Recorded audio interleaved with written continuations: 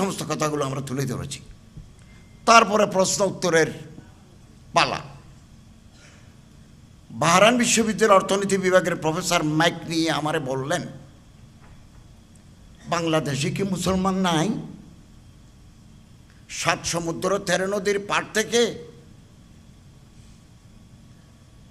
Doctor অলসন যদি কক্সবাজারের মালুমঘাটে আসে, লক্ষ লক্ষ মানুষকে খ্রিস্টান মানে ফেলে। 20 বছর আগে 1965 সালের আগে একজনও খ্রিস্টান ছিল না। সাজেক 20 বছর আগে একজনও খ্রিস্টান ছিল না। সাজেকটা ইউনিয়ন নাম খাগড়াছড়ির, এখন গিটার বাজায়, প্যান্ট পরে, অল আর ক্রিশ্চিয়ানস। তো বাংলাদেশের মুসলমান, চট্টগ্রামের মুসলমান, তারা তাদের ধর্ম নিয়ে এই পাহাড়ি মানুষদের কাছে কেন যেতে পারে নাই? কেন তারা যেতে পারলেন না? আমি দুর্গাপুর গেছি, ময়মনসিংহের দুর্গাপুর, এটা নদী পার হয়ে গেছে, হাসিয়া। দেখলাম যে সব খ্রিস্টান। জিজ্ঞাসা করলাম মোতামিম সাহেবকে, হুজুর এই দেশে কি দাওয়াত তবলিগের কোনো কাজ এত বছরের ভিতরে হয় নাই? তিনি বললেন, এটা দুর্ভাগ্যের ইতিহাস আছে। এই পাহাড়ি মেয়েদেরকে, হাসিয়া মেয়ে, এরা দেখতে সুন্দরী, নাক একটু ছাপা হলেও ফর্সা, মুসলমান ছেলেরা তাদের বিয়ে করছে। যে একটা বাচ্চা টাচ্চা জন্ম দিই, তার সম্পত্তি কেড়ে নিই, তারে তালাক দিছে। এরকম 2-4টা ঘটনার পরে হাসিয়া জাতির কাছে প্রতীয়মান হইলেও মুসলমানরা ভালো মানুষ নয়। তাদের ধর্ম ইসলাম যদি ভালো হইতো, মুসলমানরা ভালো হইতো। কি উল্টা! ফলে এখন আপনি যদি জান কোরবানও করে দেন একজন পাহাড়ি ময়মনসিংহের মানুষকে, আপনি মুসলমান বানাতে পারবেন না। তো আমাদের ব্যর্থতা আছে। ব্র্যাকের ফজলে হোসেন আবেদ, ব্র্যাক ব্যাংক, ব্র্যাক ইউনিভার্সিটি, আড়ং, আরও আছে তাদের প্রতিষ্ঠান, এগুলো সব ব্র্যাকের। বিকাশ ব্র্যাকের। ফজলে হোসেন আবেদের ক্যান্সার হয়েছিল।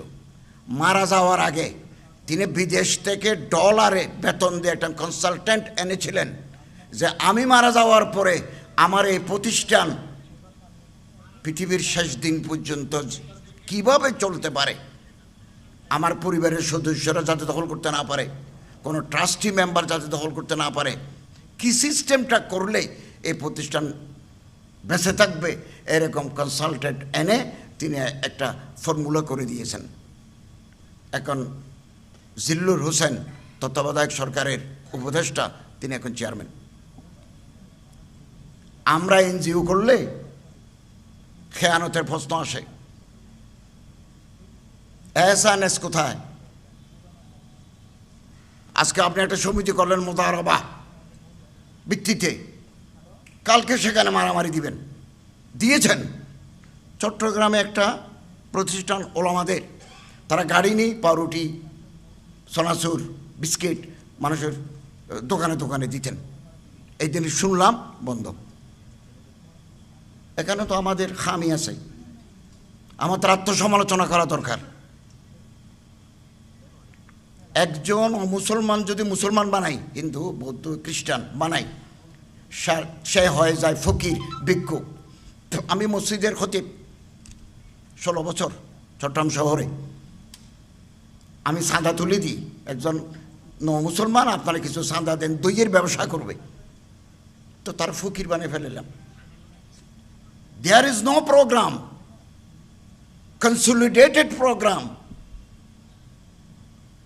for the new Muslims. সারা বাংলাদেশে নাই। গরম বক্তৃতা করা যাবে, এনজিও উড়িয়ে ফেলবো। এনজিও বাংলাদেশ গভর্নমেন্টও উড়াতে পারবে না। আলেম দূরের কথা, আমি চ্যালেঞ্জ করলাম।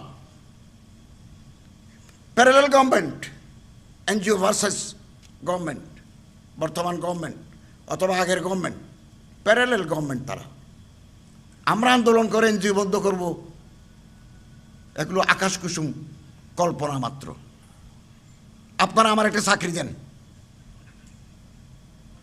বিএ পাস, একজন Hindu, BA first class, computer জানে, ইংরেজি জানে, তার বেতন দিতে হবে 40,000। আমি তার এক মাদ্রাসা ঠিক করে দিয়েছিলাম 10,000। বললো স্যার 10,000টাতে আমি সংসার চালাতে পারবো না, আপনি আমার 30-40,000 টাকার একটা দেন। আজকে ফোন করছে এয়ারপোর্টে, স্যার আপনি তো হিন্দু বলে কেউ রাখতে চায় না, আগে হিন্দু এখন মুসলমান, আপনার দেন, এখানে যারা আছে আমারে দিলে আমি খুশি হব। আপনাদের সাথে বিভিন্ন শিল্প প্রতিষ্ঠানের লোকদের সাথে, উনি আবার ভালো কম্পিউটার জানে, ভালো গণিত জানে, স্ট্যাটিস্টিক জানে, তো পুনর্বাসনের তো কোনো ব্যবস্থা নাই। এই সাবজেক্ট নিয়ে 30 বছর যাবৎ ময়দানে কাজ করি। জামিয়াত ইমাম মোহাম্মদের একটা প্রজেক্ট, আন্তর্জাতিক ইসলামী বিশ্ববিদ্যালয়ে, আমি ওখানেও বক্তব্য রেখেছি বহু বছর আগে, আর্টিকেল লিখেছি নয়া দিগন্তে আর্টিকেল লিখেছি। এখন একটা আর্টিকেল জমা আছে। আমাদের মাননীয় প্রধানমন্ত্রী আলেম ওলামারা 50 বছর আগে আন্দাজ করেছিলেন, আল্লামা শামসুল হক ফরিদপুরি 60 বছর আগে চিন্তা করেছিলেন যে পার্বত্য চট্টগ্রামে এই এনজিও, এই খ্রিস্টান জনগোষ্ঠী আস্তে আস্তে ঢুকতেছে। বাংলাদেশে তো কোনো বুজুর্গ আলেমের ফিকিরও নাই। কারো ফিকির আছে, ফিকিরের বালাই আছে। একজন নামকরা মৌলানা মহিউদ্দিন খান নাই। মৌলানা মহিউদ্দিন খান থাকলে হয়তো চিন্তা করতেন উনি। আমি একদিন আলী কদম গেছি, গত সপ্তাহে আলী কদম গেছি, ওনার পাহাড়ের ভিতরে মুসলমানদের ইসলাম শিক্ষার প্রকল্প দেখে আসছি। আমি তো গফরগাঁয়ে ওনার কবরে গিয়ে কাঁদছি। যাহাবাল্লাযীনা ইউআশু ফি আকনাফিহিম বাকিয়াল্লাযীনা ওহুম লা তানফাউ। এই তো অবস্থা। কেবল ফেসবুকের ভিতরে একজনের বিরুদ্ধে আরেকজন, নন ইস্যু। তো আমাদের দিমাগ যদি এগুলোর ভিতরে ঢুকে যায়, আমরা বৃহত্তর ময়দানে কাজ করব কি করে? এই এনজিওদের একটা বড় চক্রান্ত হচ্ছে আলেমদেরকে এক হতে না দেওয়া। এটা তো আমাদের জানা নাই। কুল্লু হিজবিন বিমা লাদাইহিম ফারিহুন। আমার কাছে একটা রেকর্ড আছে যে আলেমরা, তাদের মধ্যে যে বিরোধ আছে, এই বিরোধগুলো চাঙ্গা করে দেওয়া। সামান্য একটা ইস্যু নেই দেশ দুনিয়া, যাতে তারা এনজিওর বিরুদ্ধে, খ্রিস্টান চক্রান্তের বিরুদ্ধে কোনো কথা তারা ঐক্যবদ্ধ হতে না পারে। এগুলো তাদের একটা চক্রান্তের অংশ। আলহামদুলিল্লাহ সচেতন নাগরিক সমাজ, মৌলানা আবরার ভাই, প্রফেসর মুক্তার সাহেব, শেখ আহমদুল্লাহ সাহেব, তারপর সাইফুল্লাহ ভাই, নদভী সাহেব, আপনারা ডাক দিয়েছেন, আমরা লাভবাহিক বলার জন্য তৈরি আছি। আমি মনে করি আজকের এই সেমিনার আমাদের যাত্রা শুরু করবে নতুনভাবে। প্রতিটি জেলায় জেলায় আমরা মানুষকে অ্যাওয়ারনেস, সচেতনতা তৈরি, গণসচেতনতা তৈরি। আলেমদের কিন্তু পায়ের তলায় মাটি আছে। আলেমরা হচ্ছে সামাজিক শক্তি, নিউক্লিয়াস অব দি সোসাইটি। প্রতিটি আলেম কোনো না কোনো মসজিদের খতিব, কোনো মসজিদের ইমাম, অথবা কোনো মাদ্রাসার খাদেম হিসাবে আছেন। জনগণের সাথে ওনাদের সম্পৃক্ততা আছে। এই জনগোষ্ঠীকে যদি এনজিও, দেশবিরোধী তৎপরতা, ধর্মবিরোধী তৎপরতা নিয়ে আমরা ইউনাইটেড করতে পারি, এই সামাজিক শক্তি কেবল এনজিও নয়, রাষ্ট্রীয় শক্তিকেও চ্যালেঞ্জ করতে পারবে। আমাদের দায়িত্ব জেলায় জেলায় এরকম সচেতনমূলক সেমিনার হোক। এখন ঢাকা হয়েছে, চট্টগ্রাম হোক, সিলেট হোক, রাজশাহী হোক। কর্মকৌশল নির্ধারণ করতে হবে। খুব ফিকির আছে এরকম চিন্তাশীল প্রফেসরস, ওলামা, সাংবাদিক নিয়ে এটা কর্মকৌশল, স্ট্র্যাটেজি। আমাদের কোনো কাজে প্রফেশনালিজম নাই, পেশাদারিত্ব নাই। বন্যা হয়েছে, রিলিফ দিলাম। করোনায় মারা গেছে, দফন করে দিলাম। সাথে সাথে আমার কল্পনাও দফন, লাশ দফন, আমার প্রোগ্রামও দফন। সুনামগঞ্জ থেকে পানি নামে গেছে, আমিও নামে গেছি। গরম বক্তৃতা করে কি হবে? ऐसा करेगा तैसा करेगा, कुछ नहीं करेगा। कर्जे हासाना পারি কিনা দেখি না, খেয়ানত তো আমাদের ভিতরে আছে।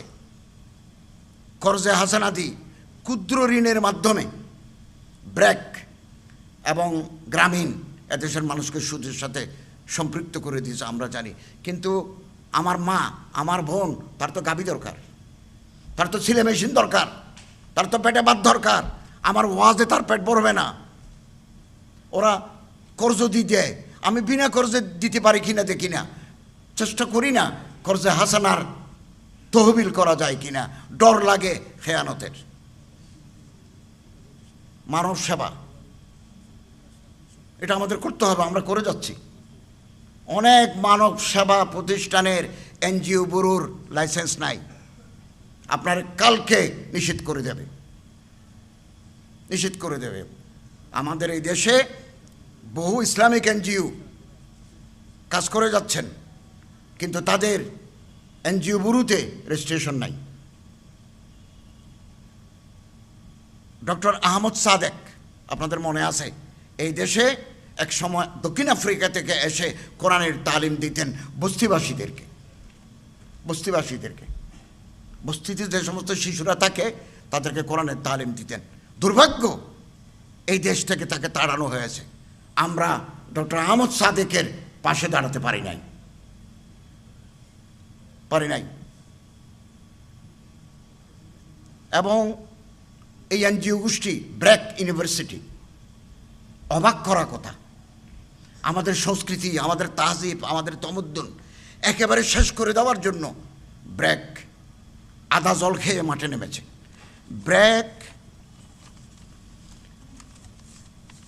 ব্র্যাকের 2013 সালে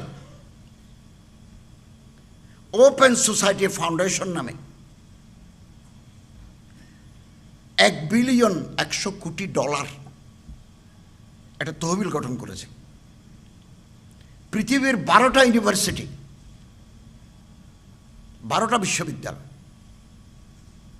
তারা মনোনীত করেছে, এর মধ্যে একটা বাংলাদেশের ব্র্যাক।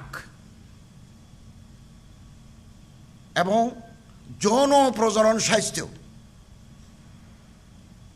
যৌন শিক্ষা, মাসিক হলে এটাকে বয়ঃসন্ধি বলতেছে। মাসিক যদি হয়, যুগ যুগ ধরে আমার দাদি নানির জমানা থেকে মাসিক হাইস হলে, মাসিক ঋতুস্রাব হলে নিচে যে একটা কাপড় লাগাইতে হয়, একটা প্যাড লাগাতে হয়, এগুলো ক্লাস 6, 7, 8, 9 পড়াতে হয় না, এগুলো অটোমেটিক জানে। বিয়ে করি বাসর রাতে বউ নিয়ে ঘরে আসলে ক্লাস 9 কি পাঠ্যসূচি লাগবে, তুমি এই করবে, তুমি সেই করবে, তুমি এই করবে। বাসর রাতে কি করতে হয় এগুলো সবাই জানে। এখানে যারা বিয়ে করছে তারাও জানে, যারা করে নাই তারাও জানে। এই টাকা দিয়েছে জর্জ সরোস, যার বাড়ি রোমানিয়া। তিনি ইহুদি, তিনি দিয়েছেন টাকা। এবং এখন আর ওই শব্দ বদলে ফেলছে, শব্দের আড়ালে আগ্রাসন। এখন বলে LGBTQ+, তাদের নতুন ষড়যন্ত্র। এগুলো আমাদের জানতে হবে, পরীক্ষায় প্রশ্ন দিতে হবে, মাদ্রাসার পরীক্ষায় প্রশ্ন দিতে হবে। এল মানে লেসবিয়ান, নারীতে নারীতে যৌন সঙ্গম, লেসবিয়ানিজম। আল ফাইল ওয়াল মাফউলা বিহি লেসবিয়ানস। গে বাংলাদেশে গে ক্লাব আছে, পুরুষে জানা। গে ক্লাব ঢাকা, গে ক্লাব চিটাগাং, গে ক্লাব কুমিল্লা। আপনি গুগলে চার্জ দেন, সুন্দর ছেলেদের নিয়ে আপনি বুক করবেন। এগুলো এনজিওরা করে যাচ্ছে আমাদের দেশে। ইন্নাকুম লাতাতুনুর রিজালা শাহওয়াতান দুনান নিসা, কোরআন শরীফে আছে না, শাহওয়াতান দুনান নিসা। এইটা তারা করতেছে, এদের নাম গে। LGB bisexual, উভয়কামী। যেদিকে যেদিকে লাইন পাই চিত্র পাই ওদিকে খাম বানাই দেয়। এরা হচ্ছে বাইসেক্সুয়াল, ট্রান্সজেন্ডার, LGBT। ট্রান্সজেন্ডার মানে শরীফ থেকে শরীফে।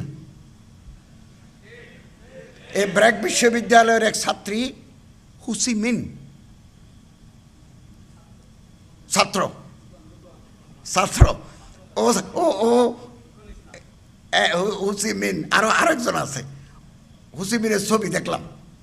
হুসিমিনকে ইস্ট ওয়েস্ট ইউনিভার্সিটিতে ডাকছে জেন্ডার ডিসপ্যারিটির উপর বক্তৃতা করার জন্য, লিঙ্গ বৈষম্য।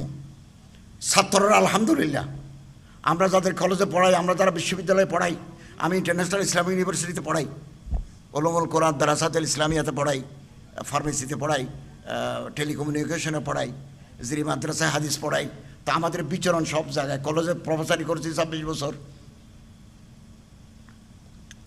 আমাদের জানা আছে কারা কোথায় থাকে, কোন গার্তের ভিতরে সাপ থাকে, কোন গর্তের ভিতরে মাছ থাকে। ইস্ট ওয়েস্ট ইউনিভার্সিটির ছাত্ররা বলল না হুসিমিন আসতে পারবে না। তো আমি হুসিমিন প্রোগ্রাম বাতিল করতে তারা বাধ্য হলো। এই হচ্ছে আন্দোলন। আপনি সচেতন করবেন, আন্দোলনের ডাক দিবেন, বন্ধ হতে বাধ্য। আমাদের দেশে এই এনজিওরা আমাদের পাঠ্যপুস্তকের ভিতরে শরীফ থেকে শরীফে ঢুকে ট্রান্সজেন্ডার ঢুকে দিছে কৌশলে।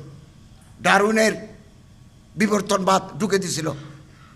জনগণের আন্দোলন ফলে এই দুটো বই, দুটো প্রবন্ধ বাতিল ঘোষণা করা হয়েছে। অথবা আন্দোলনের বিকল্প নাই। আন্দোলন মানে মারামারি নয়, সংঘবদ্ধ প্রয়াস। ট্রান্সজেন্ডার হচ্ছে